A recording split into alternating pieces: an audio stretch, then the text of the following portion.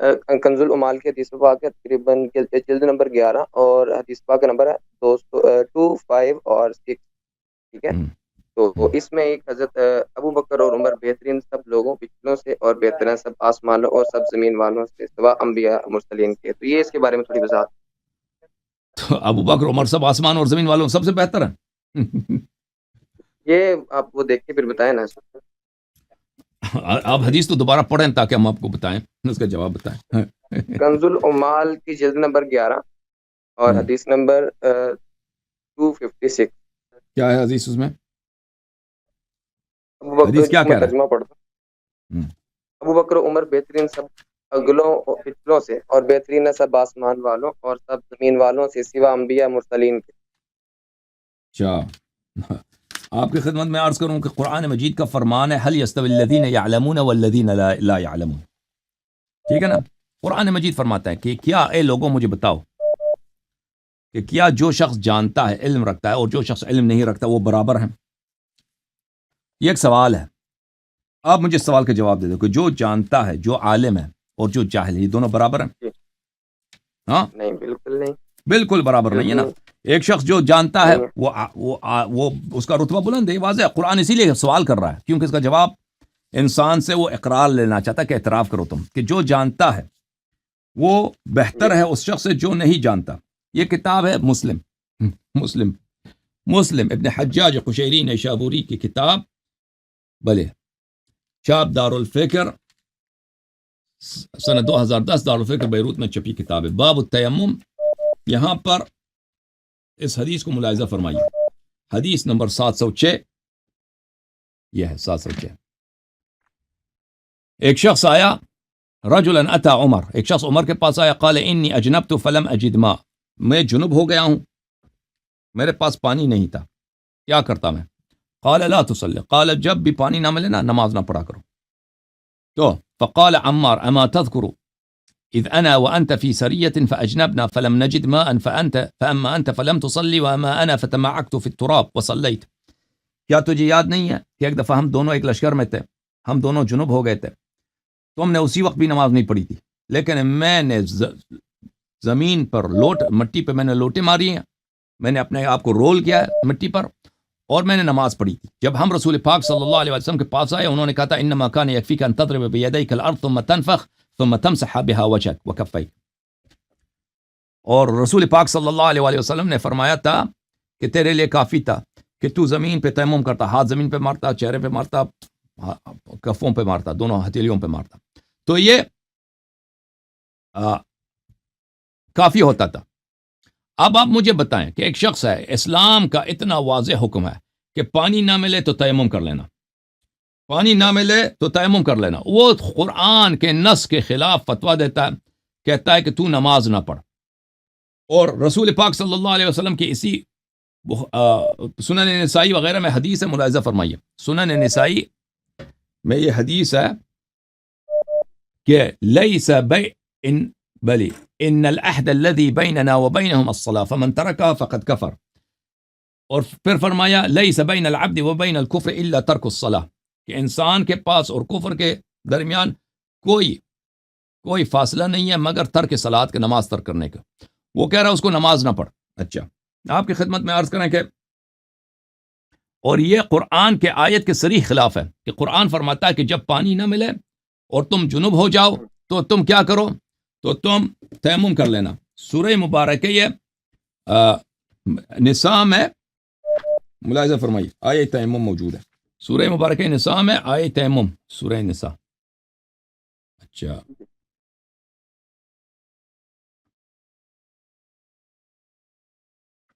ملاحظہ فرمائی آیہ نمبر 43، اعوذ باللہ من الشیطان الرجیم یا ایھا الذین آمنوا لا تقربوا الصلاة وانتم سکارى، اس میں ہے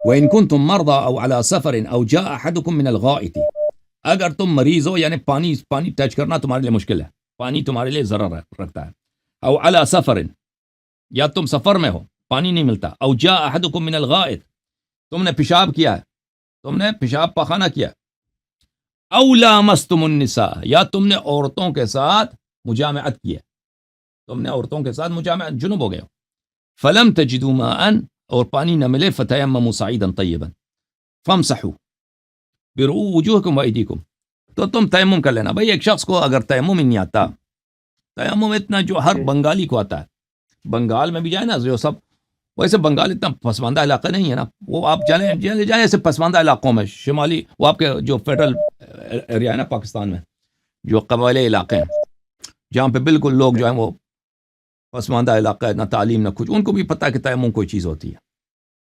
اوکے, جو نہیں جانتا وہ کیسے ہو سکتا ہے جاہل, جب قرآن کہہ رہا ہے کہ, جب قرآن بتا رہا ہے کہ تم عالم اور جاہل برابر نہیں ہے, ایک شخص جو عام چیز کو نہیں جانتا وہ کیسے بھلے وہ عالم الناس ہو سکتا ہے, سب سے افضل ہو سکتا ہے.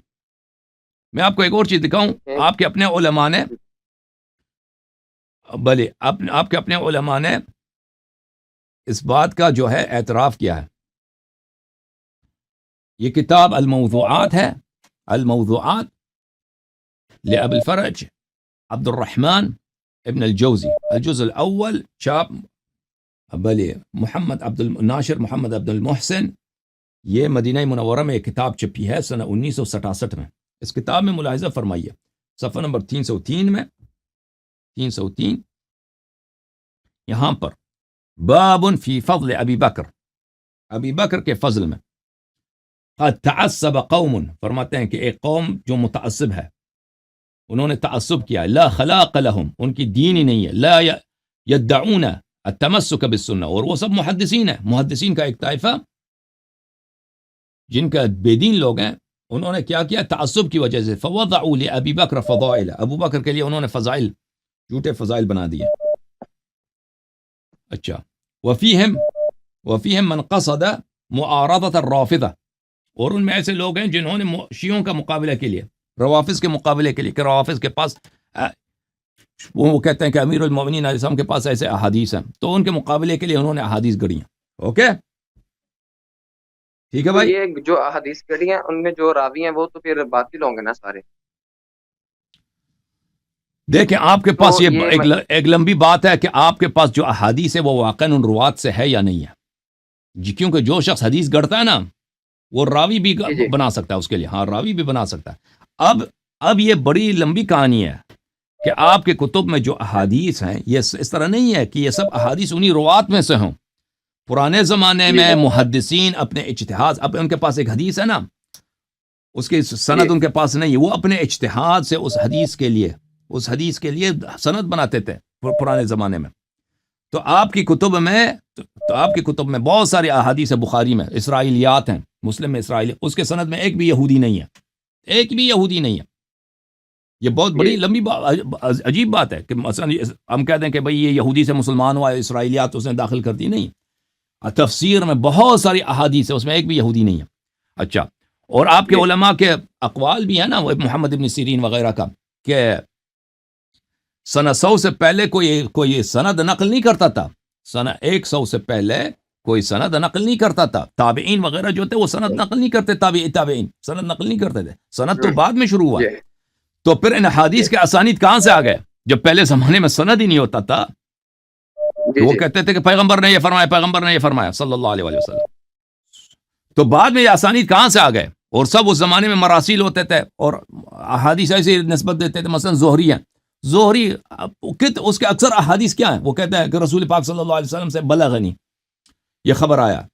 اچھا, تو اس زمانے میں تو سند, یہ بعد میں اسانید اجتہاد سے بنائے گئے. تو اس طرح ضروری نہیں ہے کہ اگر اس کے سند میں سب ثقات ہیں تو وہ حدیث حتماً صحیح ہے, وہ حدیث گڑھی نہیں گئی ہے. ہاں, کیونکہ یہ اسانید کی کہانی بڑی لمبی ہے, وہ کسی اور وقت پہ اس پہ بات کریں گے انشاءاللہ.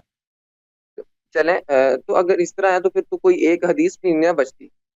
بالکل نہیں بچتی, بالکل آپ کے مذہب کی کوئی حدیث نہیں بچتی مگر وہ حدیث جو شیعہ حدیث کے اہل بیت علیہ السلام کے احادیث کے موافق ہو. بالکل ہمارا یہ موقف ہے کہ آپ کے مذہب میں جو احادیث ہیں صرف وہی احادیث آپ کے مذہب میں صحیح ہیں جو وہ اہل بیت علیہ السلام کے طریق سے جو احادیث مروی ہیں ان سے موافقت رکھتی ہیں. جی ہاں, وَإِلَّا باقی سب کا کوئی آپ کے مذہب میں جو دیکھیں نا, آپ کے مذہب میں جو احادیث ہیں آپ کی کتب میں جو موجود ہیں, تو ان کی جو اسناد ہیں تو ان کی وہ کیا وہ شروع سے چلتی آ رہی ہیں؟ جی بالکل، جیسے میں نے عرض کیا تھا نا آج کہ ہمارے مذہب میں ائمہ طاہرین علیہ السلام کے زمانے میں کتابیں لکھی گئی تھی نا. مثلا سلیم ابن قیس ہے، سلیم ابن قیس خود رسول پاک صلی اللہ علیہ وسلم کے وفات کے فوراً بعد مدینے پہنچے تھے. تابعی ہیں لیکن بہت پرانے تابعی ہیں، اور انہوں نے سب احادیث جو لکھی ہیں سلمان سے، ابو ذر سے، امیر المؤمنین علیہ السلام سے سن کر انہوں نے خود لکھی ہیں، اور اسی زمانے سے احادیث لکھنا شروع ہو گئی شیعوں میں. اور اس طرح حضرت امیر المؤمنین علیہ السلام، امام حسن علیہ السلام کے اصحاب احادیث لکھتے تھے. پھر امام باقر اور امام صادق علیہ السلام، امام کاظم، امام رضا علیہ السلام کے زمانے میں تو ہزاروں کے تعداد میں لوگ احادیث لکھتے تھے ائمہ علیہ السلام کے مجلس میں، ان کے ذہن مبارک سے سن کر لکھتے تھے. ہاں جی سر. تو پھر یہ ہے کہ احادیث کی سند جب بالکل آ سکتی ہے، بالکل صحیح سند جس طرح آپ کہہ رہے ہیں، تو پھر قرآن شریف کو کیا ایک بندہ بھی امت میں ایسا نہیں آیا کہ جس نے بالکل جو صحیح قرآن شریف تھا اس کو بالکل پہنچایا ہو آخر تک، یا ایک بھی ایسا خاتم تو آپ اس کا سوال آپ کریں نا ابو بکر عمر سے، ابو بکر عائشہ وغیرہ سے کر لیں، مجھ سے کیوں پوچھتے ہیں؟ ان سے پوچھیں. نہیں تو مولا علی علیہ السلام بھی تو اس وقت موجود تھے نا.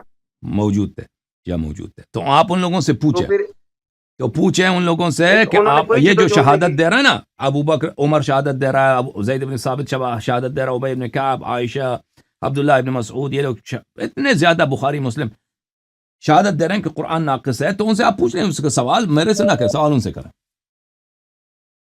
اب دوسروں کو بھی باری دو نا بھائی، اب دوسروں کو بھی باری دے دو. Thank you sir. اوکے دوسروں کو جی جی. عرض یہ ہے کہ پھر اس طرح کوئی مذہب کی کوئی حدیث صحیح نہیں بچتی، کیونکہ سارے مذاہب آپ کہہ رہے ہیں کہ شیعہ مذہب کی حدیث سب بچ جاتی ہے نا، شیعہ حدیث سب بچ جاتی ہے. موجودہ قرآن ناقص ہے، جب قرآن ناقص ہے تو پھر رسول اللہ کا فرمان کیسے کامل ہم تک پہنچ سکتا ہے؟ عرض یہ کہ جو حضرات، اگر آپ اعتراض کریں گے تو جو حضرات قرآن شریف ہم تک اتنا نہیں پہنچا سکے، تو پھر وہ رسول اللہ کا فرمان کیسے پہنچا سکے ہم تک؟ اہل بیت اطہار کے فرمان کیسے ہم تک پہنچا سکے؟ اس طرح تو پھر بچتا ہی کچھ نہیں ہے کہ قرآن کو کامل نہ مانا جائے. آپ کہہ رہے ہیں کہ اگر قرآن کامل نہیں تو رسول صلی اللہ علیہ وآلہ وسلم کا فرمان ہم تک کامل کیسے پہنچا ہے؟ کس بیوقوف نے آج تک ادعا کیا ہے کہ قرآن پیغمبر صلی اللہ علیہ وسلم کے سب فرامین ہم تک کامل پہنچے ہیں؟ یہ تو کوئی ادعا نہیں کرتا. جو پہنچے ہیں کوئی ادعا نہیں کرتا نا. ہاں بالکل ہو سکتا ہے تعریف ہو، لیکن آپ کہہ رہے ہیں کہ اگر قرآن کامل نہیں ہے تو حدیث کیسے کامل ہے؟ یہ تو مسلم ہے کہ حدیث کامل نہیں ہے. جی ہاں حدیث کا نقصان یہ تو اس میں تنازع ہی نہیں ہے کہ نبی کریم صلی اللہ علیہ وسلم کے سب فرامین لوگوں تک نہیں پہنچے. یہ سب احادیث نہیں پہنچے، ضبط نہیں ہے تاریخ میں، یہ تو واضح ہے. جن احادیث سے قرآن ناقص ثابت کرتے ہیں، جن احادیث سے حضرت صدیق اکبر، حضرت عمر فاروق، عثمان غنی رضی اللہ تعالی عنہم، ان کے آپ جو ہے نا تنقیص کرتے ہیں، سیدہ عائشہ صدیقہ رضی اللہ تعالی عنہا کی تنقیص کرتے ہیں، ہو سکتا ہے ان جو احادیث میں جو ہے وہ تعریف ہوئی ہو، پھر آپ کیوں ایسے بولتے ہیں؟ وہ حدیث ہم ان پہ اس لیے استدلال کرتے ہیں کہ وہ آپ کی کتب میں موجود ہیں، آپ ان کو صحیح مانتے ہیں، پہلی بات. دوسری یہ موافق ہیں احادیث اہل بیت علیہ السلام کے ساتھ، یہ موافق ہیں مذہب حقہ کے ساتھ. نہیں آپ یہ موافق ہیں تو یہ صحیح ہے. اہل سنت کا جو مذہب جی عرض کیا نا، جو ابو بکر، عمر، عثمان کے جو متعین ہیں وہ اہل بیت علیہ السلام نے بھی نقل کیا، آپ لوگوں نے بھی نقل کیا ہیں. تو ہم نے عرض کیا آپ کی وہ احادیث جو اہل بیت علیہ السلام کے نزدیک صحیح ہیں وہ صحیح ہیں، تو اس میں اشکال کیا رہتا ہے؟ پر